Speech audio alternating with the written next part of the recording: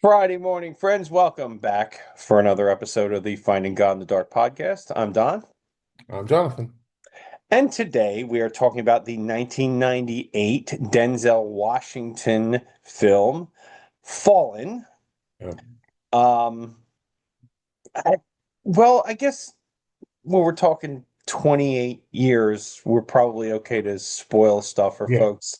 Yeah. If you haven't seen, honestly, I want to say right out of the gate, I love this film. I Yeah. really, Good. I could watch it over and over again, even though I know the premise, I know the surprise, I know, like Yeah. I can still watch it because it's just so well done. Um, so you know, this is your one and only spoiler warning. We're going to Yeah. talk about what happens in the film. If you Yes. haven't seen it and you find that interesting, go watch it now, come back. Yeah. Denzel Washington is a police detective, Philadelphia police detective. Mhm. Um, chasing a serial killer who seems to be doing things that were done by a serial killer that was already Executed. executed. Yeah. And what we come to find out is that the serial killer is actually a demon Mhm.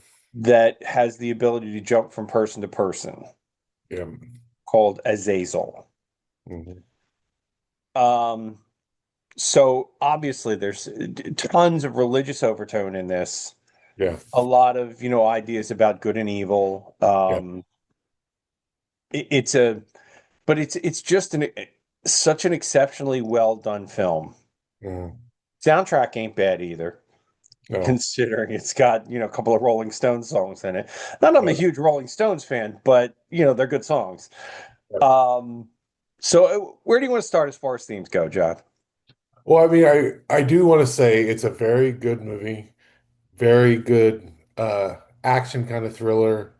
Um, I really feel like Denzel Washington elevates the crap out of this movie. I mean, he takes it to, He you takes know, the material to another level for yeah. certain. Yeah. Yeah. Yeah. But in terms of just theology, in terms of at least Methodist understanding of how all this kind of stuff works, it's bad theology. Like, you know, Okay. you know, in terms of free will, there really isn't any. Like, you know, the evil spirit takes over the person completely, And again, that's perfect for a movie because it ratchets up the tension and the fear, but it completely wipes out the idea of agency, and it can turn it into things we've probably all heard, which is like the devil made me do it and that kind of stuff. Well, the reality is you chose to do it, and Yeah. finding that Well, balance. even so completely as to, there's one of the early possessions that you see, like this guy quits his job and then several days later he tries to, like, I guess I flaked out. I tries Yeah, to call his boss and they're like, yeah, no, you quit. yeah, Like he and has and no yeah. idea. It's lost time to him. And of course, the bigger piece is we've seen him kill somebody. So I mean, like, you Right. know, and again, the thing that in terms of just theology is always important to note is at least I would say most Christian theology, but at least Methodist understanding of how agency works. There is, I want to affirm the idea that there is evil in the world. Sometimes I struggle with the personification of evil, but I believe evil is in the world and it influences things, has kind of a power to itself. But ultimately, people choose what they choose. And this idea of completely being overtaken is something that makes for a good movie, but can be a way that people really try to get out of personal choices. Yeah. Probably a good discussion is, the idea of personification of evil, because let's be fair about it. It's a lot easier theologically for Yeah. our minds to conceive of a personified evil. Yeah. than a some amorphous sort of evil. The world is just evil. It's I think it might be one of the reasons why we have such a hard time with sin Yeah. is because we want to personify it. We want to say, well, it's not sinful, you're a bad person. Yeah. It's not sin in your life, you're bad. Yeah. And again, I'm going through with my church Ephesians this summer. And at one point, Paul talks about our enemies are not of the flesh. And Hmm. he talks about the idea that there's a spiritual battle going on. But when he sees and talks about that spiritual battle, he's not thinking about Jews, he's not thinking about Romans. He's thinking really about a battle within each of our souls, hearts, and minds. Yeah. You And that idea, I think, is very hard for us to come to terms with of we're doing the bad thing or we're making the bad choice. It's much easier to go like something else is forcing me or something else is doing. The same thing we do with societies when societies do something horrible. Like we've all been in discussions about Nazi Germany, and Mhm. no one ever reflects on the fact that right before World War II, they were considered by many in the world the height of human culture. It's where you'd go to study. It's where you'd go to get, focus on music and art. Like they weren't considered these evil, twisted human beings. They were I the mean, height of so glory. much Christian theology comes out of German schools like Absolutely. Bonhoeffer and Niebuhr Yeah. and Yeah. etc. So yeah, um, and yet what did that devolve into? Yeah. And so it's very easy to just say, well, it was that one guy with the little mustache. Yeah. It's all him. Was it all him? It took a lot of other people to do, Yeah.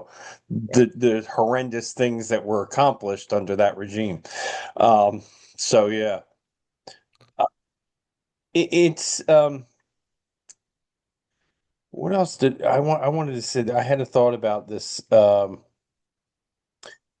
love you. I love that you wrote this idea of evil as a virus. Yeah. That it is able to Azazel the demon is able to jump from person to person just by contact, Yeah. which, that's the way a virus does. Well, airborne viruses, but still, Yeah. like just kind of jump from person to person. I never quite looked at it like that when I watched this film.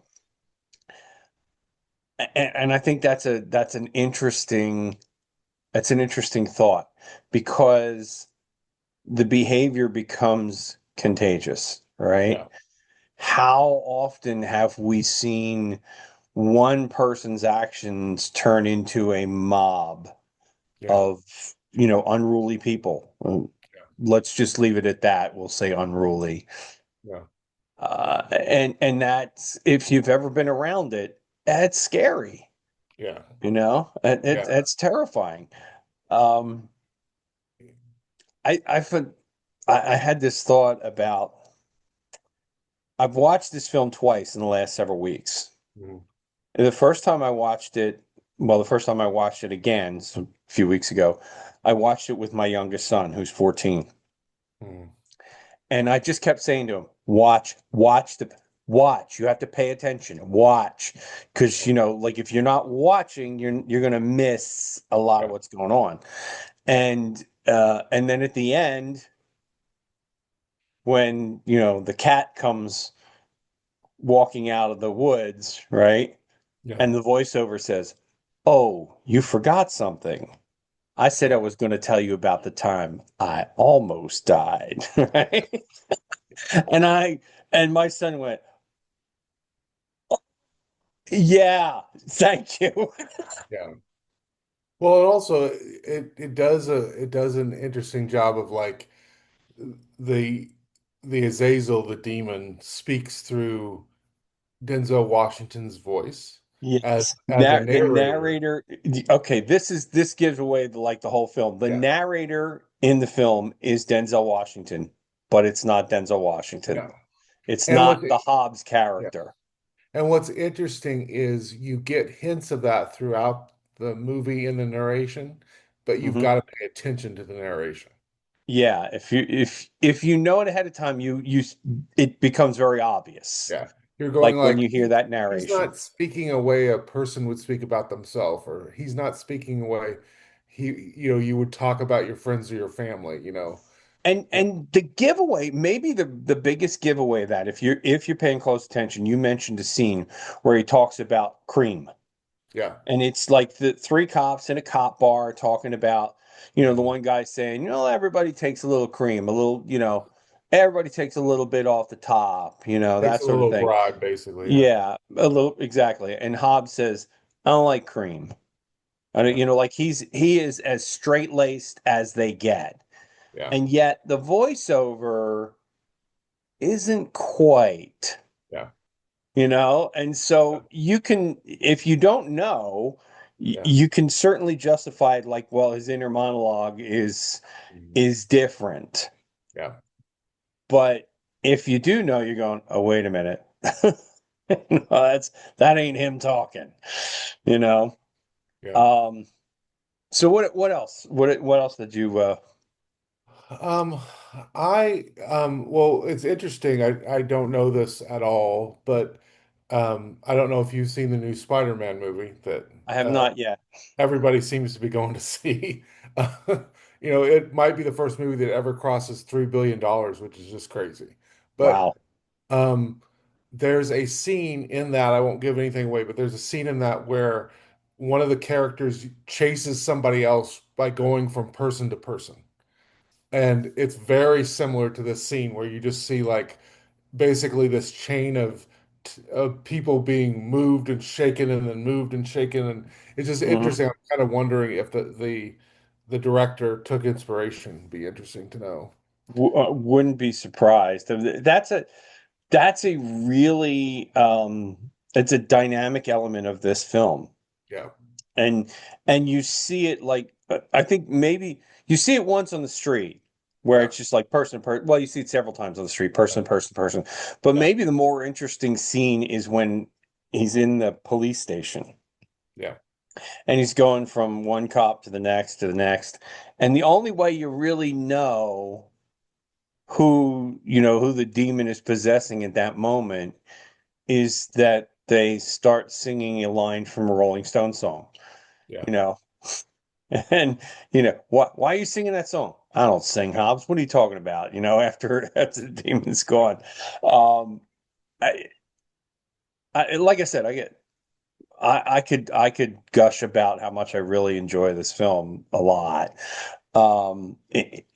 It's and it's funny. I hadn't really thought of it the way that you mentioned, as far as um, the lack of free will, Yeah, right? Um, you're right. That's kind of a profound thought. We don't. yeah, I mean, we is as Christians, that's a big deal for us, right? yeah, Is free will. I love. I have a fella. Shout out to you, Steve. A fella in one of my churches who comes from a Presbyterian background. And so, he's constantly trying to give me the tulip thing and the free will thing, and I'm yeah, like, no, Steve, you have that choice.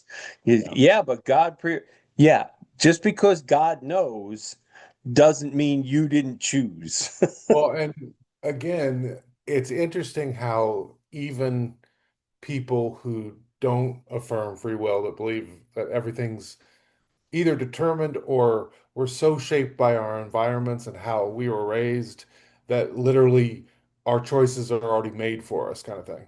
Yeah. Whether you have a mechanism understanding of determinism or you have more of a theological understanding of determinism. What's interesting is I heard this recently on a debate.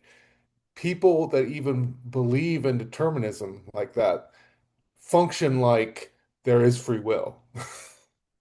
And Yeah. that's always kind of funny. They basically act and talk like there's free will, which is kind of interesting to me that Yeah. you would You would believe it doesn't exist, but still function as it does. Wait, are you telling me you didn't have a choice in what you ate for breakfast this morning? No.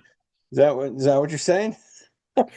But I don't know. I do think this idea of evil being outside us Hmm. and evil being something that takes over is something that Christians need to be leery of because it doesn't allow us to take responsibility for our actions. It Right. allows kind of this, and it also, not only that, it demonizes people we don't understand. So the person who's done something violent, the person that's even maybe committed murder or something like that, Hmm. they're still a human being. They're not they're not foreign. They may be Right. broken, they may be, damaged in some way, but they're still a human being and they're still beloved by God. And part of the beauty of Christianity, I think, is it challenges us to recognize the enemy's humanity. Yeah. I've had this discussion at times with folks because I'm one of those oddballs when it comes to, there's two issues that if you're on one side of the aisle or the other, those two issues seem to clash, right? So a lot of times if you're on the progressive side of the aisle, and I'm not characterizing you necessarily, I'm just in general, um, on the progressive side of the aisle, then you are pro-choice when it comes to abortion Yeah, and or pro-life when it comes to the death penalty. yeah, Whereas if you're on the conservative side of the aisle, those are completely turned on the head. And yeah, in my mind, those two issues are yeah, at odds with each other. yeah, I don't feel like you can be pro-choice on abortion and pro-death penalty, or vice versa, pro-life on abortion and for the death penalty. Because the way I see it and the way I believe God sees it is a life is a life is a life is a life.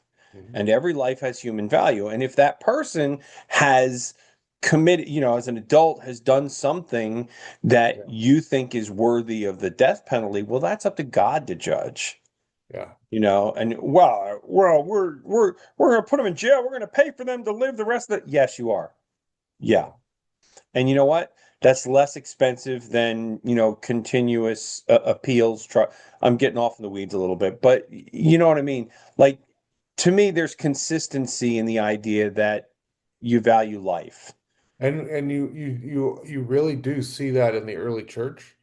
The early church was known for going out to places people would abandon children, and they would go to, like, people will often abandon kids like in cemeteries or dump grounds.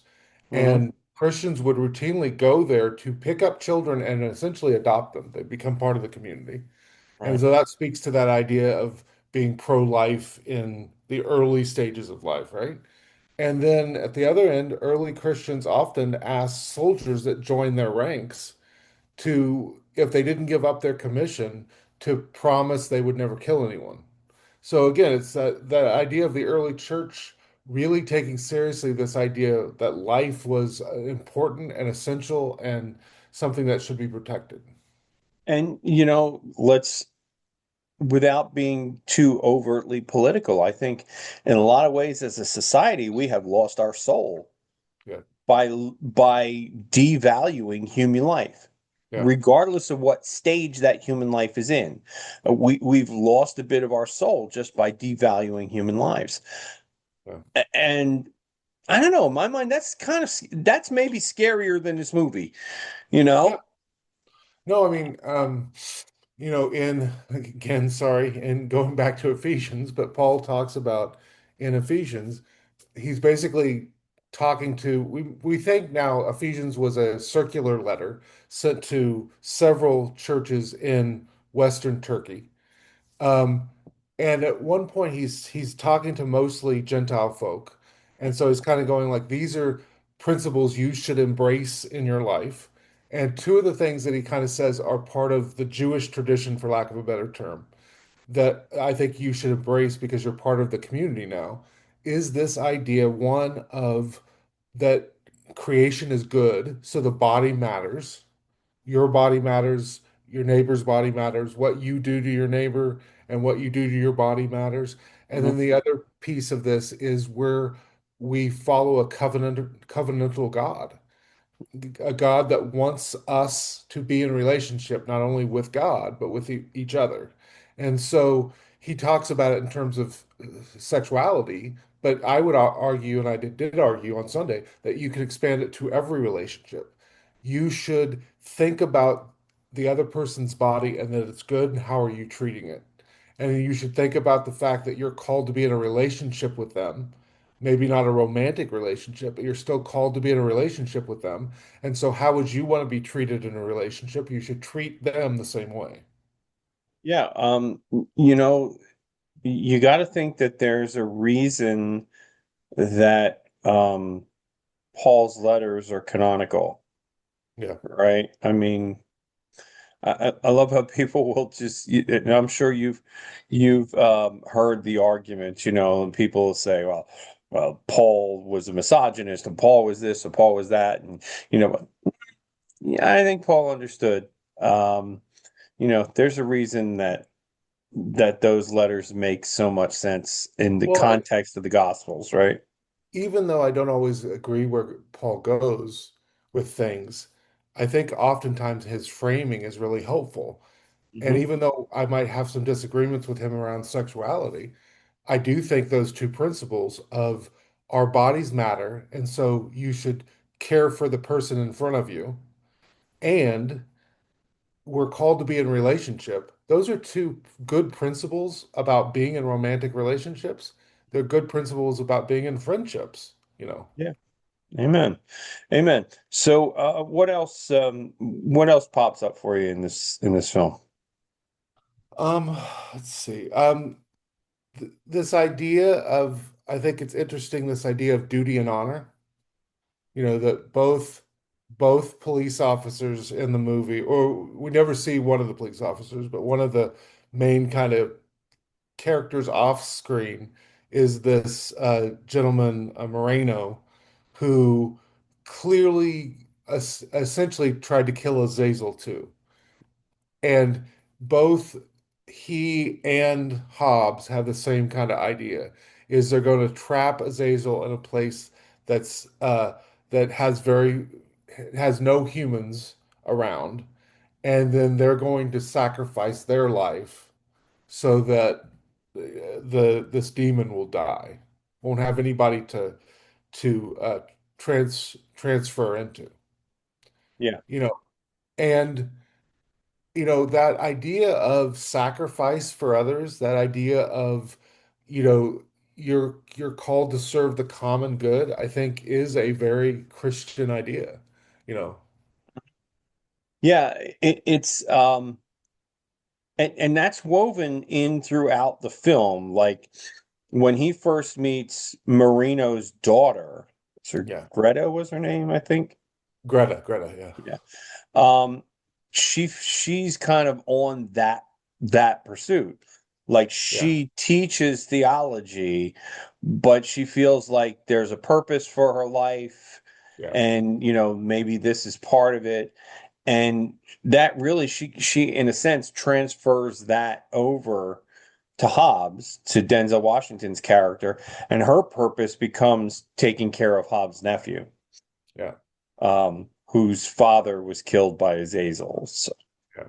boy, we're giving the whole film away at this point. I mean, the finer plot points coming Yeah, out now. granted, I'm biased. I'm a pastor, but there was a part of me that was kind of disappointed there wasn't God in this movie. That there wasn't like a prayer that did something, There were a or couple of times when, do you believe in God, yeah, Hobbs? That yeah, sort of thing. yeah, But you're right. I mean, there was no prayer or anything like that. It was just like we're gonna beat the demon all on our own. yeah, yeah, Yeah, you maybe should have checked some. There's some other passages that talk about doing things on our own strength, and yeah, you might want to look into some of those. yeah. But and Yeah. and again, maybe that's another reason I like this film because to me that idea of honor and duty, Yeah. I think is a big deal. You know, and thank you God, instilled by my dad. Yeah. For me, that was the kind of, and my dad was the kind of person like, you do the right thing. Yeah. My dad never saw Do the Right Thing by Spike Jonze, the film, but I think that was Spike Lee. kind of Yeah. his mentality, Yeah. you know. Yeah. And I always refer to it as the gospel according to Spike Jonze, Well, yeah, Spike Spike Lee. Lee. I'm sorry, not Spike Lee. Yeah, thank you. Spike Jones is the director, but Spike Jones, a different guy. He did yeah. the comedy songs in the 30s and 40s, right? Uh, Yeah. boy, I'm way off base. Spike Lee, the gospel according to Spike Lee. No matter what you do, Yeah. always do the right thing. And You know, you get a piece of that in this movie about this idea of I think they say it at one time that we all have a we'll all have a moment in which we have to decide what to do. I can't exactly remember the quote. See, either we can do the right thing or the wrong thing. yeah. We'll be given a choice, and either we can do the right thing or the wrong thing. And that is also it's a very important reality in life. We have choices all the time, going back to There's free will here. there's a And few there's a yeah, few really good there's a well, few really good lines, you quotes in this film. I love this one. Time is divided into two parts. yeah, Before this this and and after. after this. Yeah, Man, that's yeah. that's good. Yes. Yeah. And we have a tendency as human beings to look for the big moments, like they're going to be clear, you know, Hmm. like like they're going to be a push this button to do this big thing or this other button to do this other big thing. Or But something really bad's going to happen. Yeah. yeah, but really life is a series of choices and they add up Hmm. and they can be altered by simple choices, by choosing to get up and be more disciplined and get up early every morning and pray, Right. to choose to volunteer more, like small things that can ultimately make big differences in your lives and the lives of other people. Well, um, I don't know. I'm running out of stuff to say. Running out. Folks who don't know, I'm gonna It's I'm gonna not on pull your the curtain back side. a little bit. Like right now, Jonathan and I are seeing on the screen, you're running out of time. Yeah. This is how we know when we're getting close to we've got to wrap things up. And time indeed is not It's on not on our our side. side. So, friends, again, it's a 1998 film. It's, I think, one of Denzel Washington's better films, and Mhm. he's done a lot of great roles. Yes. If you've never seen Glory, man, he's phenomenal in that film. Um, Yeah. so It's it's it's a yeah. film worth watching. Yeah. Um, It's not I'm not breaking any ground by saying this, but he really elevates the material that he has yeah, in amazing ways. yeah, and I just like I said at the beginning, I thoroughly enjoy this film. So, it's a huge thumbs up for me. I go watch this if you haven't ever seen it. Yeah. It's worth watching. And where do you want to take us next week, John? Well, I was thinking that this movie is about personal choice in a lot of ways, even though it, we part of it is people being taken over, but we talked a lot about free will. So I thought it might be interesting to talk about a movie that deals with a person making a choice and a big choice that changed his life. So, and the lives of a lot of other people too. So I thought next week, why don't we watch Snowden? Note. Oh, it's not documentary though, right? It's a drama. No, it's not the documentary. It's the feature film, I believe, done by Oliver Stone, I believe, directed it. Okay. And Yeah, what service is that on? I believe it's on Netflix. Yeah, Okay, Snowden. yeah, Now, I know, folks, if you don't know the name Edward Snowden, you're not paying attention at this point. And like go, well, I would say pick up a newspaper, but like read the internet for yes, 5 minutes. yeah, yeah. Um, so that sounds interesting. Yeah. I've never really like I kind of know about him. I know kind of his story, but never really dove into it. So that'll be worth watching. So next week's film then is Snowden. It's on Netflix. We're pretty sure. Um, until next Friday, friends, keep on finding God in the dark. We will see you all again next week. Take care and God bless. Bye now. Bye. Thanks again for watching the Finding God in the Dark podcast, friends. If you've made it here all the way to the end of the video, then obviously you find something that we're doing to be educational or informative, something valuable in this podcast. So we want to invite you to go ahead and share this with your friends. Hit the like button. Follow us for more of this. We publish every week at 10 a.m. on Friday mornings on YouTube. Shortly thereafter, you'll find us somewhere on Facebook. Until next Friday, keep on finding God in the dark. Thanks for watching. Bye now.